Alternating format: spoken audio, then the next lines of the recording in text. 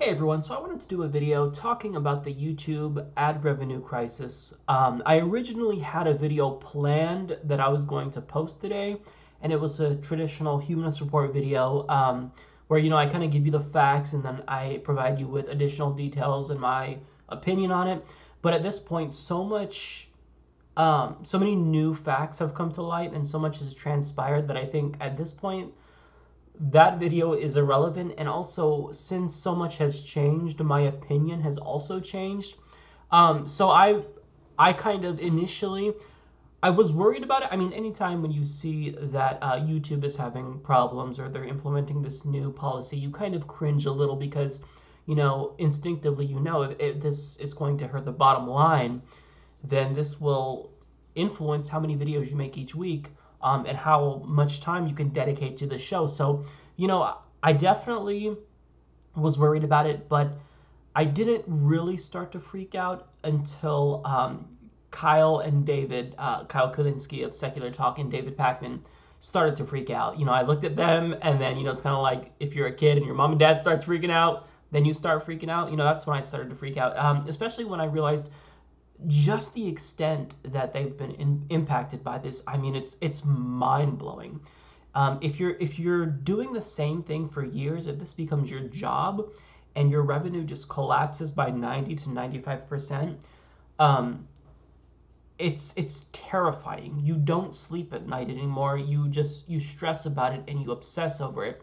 So I was originally going to make a video about this yesterday, but I decided to kind of unplug from the internet, and just play video games, because whenever I log on to YouTube, I get a little bit nervous to see what the hell's going on, how much my revenue dipped. Now, in terms of how the Humanist Report has been affected, this is actually a little bit more difficult for me to assess than usual because of the circumstances. So I recently joined a network partner. I won't tell you who just yet, although if you wanted to find that out, I'm sure you could figure it out online. But I'll talk about that in a different video. But I joined a network partner, and the way that it works is once you join a network partner, your revenue on YouTube resets to 0. So this took place at the beginning of March, where my revenue was reset to 0. And then slowly but surely, it was building its way back up to where it was prior to the reset. And as of the changes that YouTube recently implemented and the advertiser crisis, my revenue hasn't reached the point that it was prior to the reset. So I can't gauge how big of a drop this was for me. Although as of, I believe, the 1st of April, that's when you can see really a huge difference in terms of the drop. I mean, you're going to have revenue go up and down, but I saw a substantial drop. And what was curious to me is that as my views went up, revenue went down, which this was unique, because if you kind of track that over the last 28 days, well, as much as I can after the reset, you kind of see revenue and views in sync with each other. As one goes up, the other goes up, and whatnot. So you see this departure now as of the 1st. And I think this is because YouTube just isn't monetizing videos as much. I mean, you can click monetize, so you play ads before your video, but just in terms of advertisements in general, I mean, how many ads have you seen on news and politics videos? I haven't seen very much, and trust me, I've been watching quite a bit of them. I mean, I'm watching Kyle's videos and David's videos, and TJ, the Amazing Atheist's videos, and I'm not seeing ads before any of them now. I've seen like 1 or 2 ads over the course of the last couple of days. So it seems as though YouTube is just really reluctant to place advertisements before news and politics videos. Now, there is a chance that this is a glitch, as some people are speculating, and that this is just kind of a transition period over the next couple of weeks. But I mean, when you have people's, their income, whether or not they can pay the bills, hanging in the balance, you can't, if you're YouTube, you have to reach out to these people and let us know, is this permanent? Are we going to make this much less than YouTube? I mean, in general, YouTube, if you're on YouTube right now and you're kind of a rising channel like mine is, we're about to hit 100,000 subscribers, it seems like, it's difficult to really make it. And what I mean by that is just comparing to this time last year, I hit 25,000 subscribers about this time last year, and I was making double what I was making now in terms of ad revenue. And now that I have 4 times the audience, it seems like my revenue is, and again, this has been difficult to track, but just generally speaking, it's less. It's certainly less than it was. And that shouldn't be the case. I mean, subscribers don't necessarily translate into views, which translates into revenue, but at the same time, you should be doing better. So this is a gut punch to a lot of up-and-comers, but in terms of, me right now, it's difficult to assess the damage, but it doesn't appear as though I was hit as hard as people like Kyle Kulinski and David Pakman. And I say this because when I go back through my video catalog, I don't see as many videos demonetized as they've seen. Now, part of this is just quantity, because I have 1,000 videos, they have 10,000 videos in comparison. So just when you look at numbers, they should theoretically have more videos demonetized if YouTube is going through this this demonetization process. I only saw about 5 more videos demonetized, and going back through some of the videos, this isn't counting what was demonetized before. I actually still have some videos pending that were demonetized after the first wave of demonetization, but I don't see that much in terms of demonetization. And I think this might have something to do with, for example, if you've watched The Amazing Atheist video, he basically uncovered that they're censoring the word atheist. So if you're someone like Kyle, where his show is called secular talk, then that might hit you more. So they might have him at a higher level of scrutiny. But again, I really don't, it's really difficult to assess. When I look at my YouTube analytics, my eyes kind of glaze over because I'm not a numbers person. So it's all pretty confusing to me. And overall, like I said, the reset makes this difficult to assess the damage. So it looks like we have been impacted by this. How much? I don't think I'm going to be able to tell right away. I think it's going to take weeks, possibly months. And at the same time, if YouTube does change this and we bounce back in terms of revenue, it's going to be difficult to gauge the damage overall. But let me just say this. Even if you don't know, and if it seems as though I haven't been affected as much as them, which, it's difficult to tell at this point, the response from the community has been overwhelming. So to kind of give you some insight here, I've had a Patreon page. I've had the option where you can become a member on humanistreport.com for a very long time.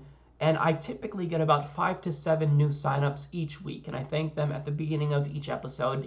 Someone who became a Patreon patron. Even if you just pledge $1, I thank you. So on average, 5 to 7 new people per week. I wake up this morning, check my email. I see 20 new Patreon patrons. 20. And as I go through, I jot down, this person's name and whatnot so I can thank them on the show I'm preparing. I refresh and I see 3 more. And then I keep refreshing and I see 3 more. And since this morning, I see about 20 more. We've passed 100 people on Patreon, 100 patrons. So it's exploding. And I didn't even talk about this yet, but the response from the community, just knowing that independent news outlets are in danger, it's been incredibly touching, you guys. I can't even articulate the words. I'm watching Kyle's page and David's page just blow up in Patreon. And it's really, really encouraging. You guys are coming to the rescue in large numbers, pledging $1, $2 of your hard-earned money just to see people that you believe in exist. Because YouTube, if anything has been proven to us at this point, it's that we can't trust YouTube. If you are on YouTube, if you're a rising YouTube person, if you have 10,000, 50,000, 100,000 subscribers, you can't rely on YouTube for your primary source of revenue. You have to diversify your options. And as much as I hate talking about money, and I don't want to obsess over Patreon, because I want the show to be focused on issues, it's something that we have to do. And I didn't even talk about it, and you guys are flooding my Patreon page with new signups. I don't even know what to say. It's so encouraging. This is so encouraging. The last couple of days have been uncertain. It's been stressful, depressing, and seeing this is so inspiring, because you guys are coming through in so many ways, and not just with money. You're flooding us with support in the comment sections on Facebook, on Twitter. And trust me, that goes a long way as well. It really does. So I haven't even come out here to plug my page, so I guess I'll plug my Patreon page. If you want to support the show, you can support us through Patreon. You can support us through PayPal. Um, I don't necessarily have a preference. I don't know which one will take the lower percentage. I believe Patreon takes um, less money from us than PayPal does, but don't quote me on that. But just whatever is easier for you. I know some people prefer PayPal because they trust PayPal more. Even if you have $1 a month can really support these shows. And if you only have $1 to spare, and you want to prioritize a different show, give that dollar to David Pakman, give it to Kyle Kulinski, give it to Tim Black, Benjamin Dixon, because when you support one progressive show, you support all of us because we're all in this together. Like we are I think a tight knit community. I haven't talked to David, but I've been in contact with Kyle. We've kind of been mulling this over, just really just trying to step back and put this all into perspective and what this means for the future of YouTube. And if you just choose to help one of us, that's great. You know what I mean? But you guys have been so great, and really, we're all just completely touched here by what you're doing. Really, it's great. It really is great. That's all I can say about it.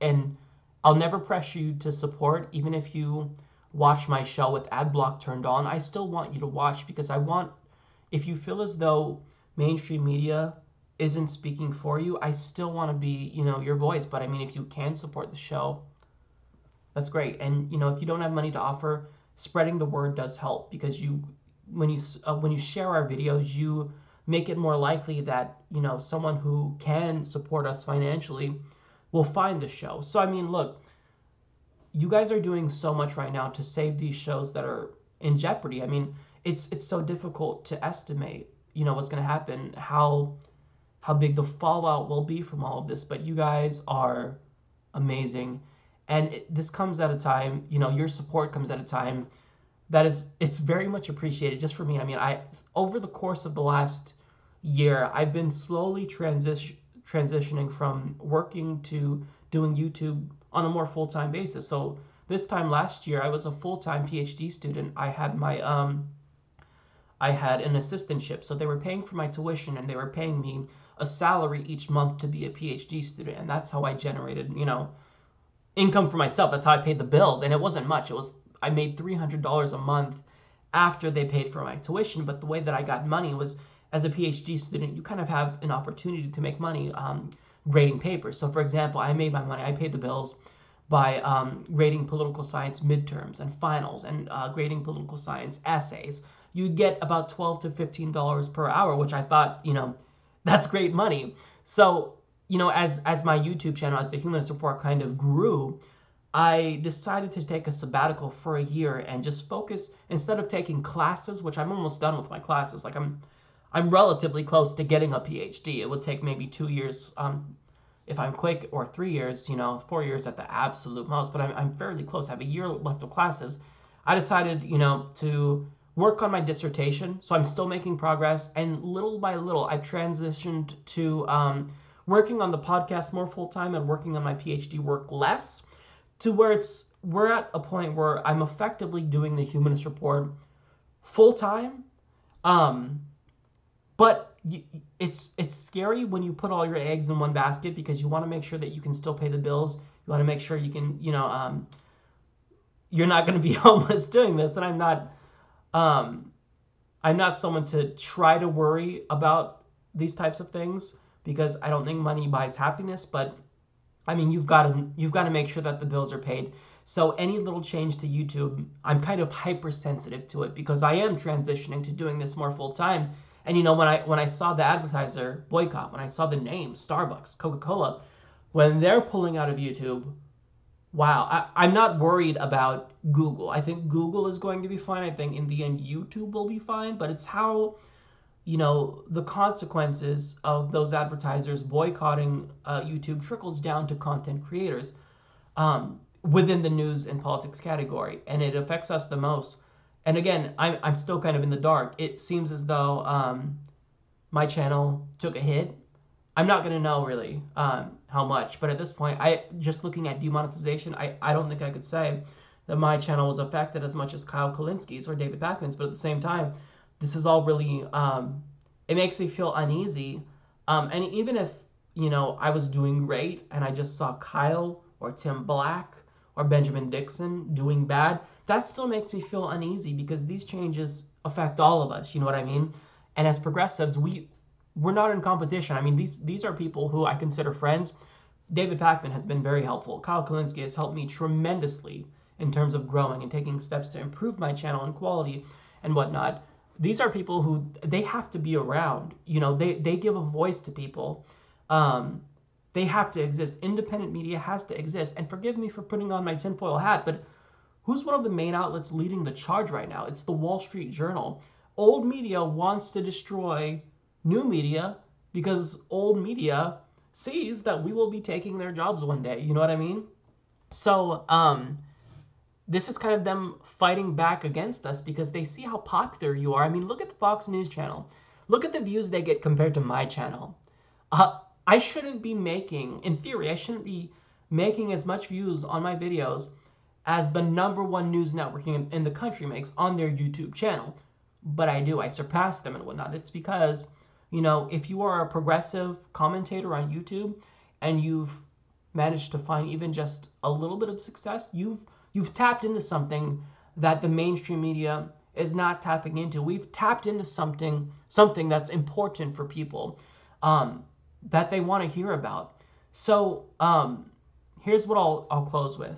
On a positive note, we're going to reach 100,000 subscribers, and it's bittersweet. I didn't want to cross 100,000 under these shitty circumstances, but I will still be doing something to celebrate that. We'll do a live Q&A. Hopefully, I can answer all the questions you have. I'll have a couple of announcements. I'll talk more about my network partnership, and we'll try to put the negative stuff aside momentarily, and hopefully we'll have more details by the time I do hit 100,000 about the extent of the fallout. But you guys have made this all much more bearable, not just for me, for Kyle, for David, for Benjamin, for Tim Black. The support that's just been pouring in. And again, I'm refreshing my Patreon page, and every time there's a new patron once I refresh. I don't even know what to say about this. The support that you guys have shown us, I'm speechless. So yeah, thank you all so much. In the comment section, I will be pinning a comment with the Patreon pages of everyone that I know that has a patron that's doing an independent news show on YouTube right now. Because if you can support them in any way, it's great. And even if you just support one of us, it doesn't have to be me. If you can, that is, it would be greatly appreciated. But you can still help us by spreading the word, by liking our videos, or one thing that you can do that helps is you can disable ad block on our channel specifically. If you are using ad block, that is. But again, we're not seeing much ads in general on YouTube, but if you do see one, then it helps a little bit. So look, you guys have been great. I don't even have to tell you how to support us and how to keep us going. You guys have already done that. Like I said, I haven't even made a video about this, and you guys have already poured in. So it's gonna take me a long. I thank every new Patreon patron at the beginning of every episode. This is gonna take me a long time. I will be thanking every single one of you. Every single one of you. So this episode, I have 50 people to thank that just signed up. I'm gonna be thanking 50 people. So I'm so excited right now. Thank you guys so much. Thank you for being there for us. We really are inspired by how you guys really show that progressives are there. We're here for our own. We will support other people in the community and lift up others in the community. So thank you.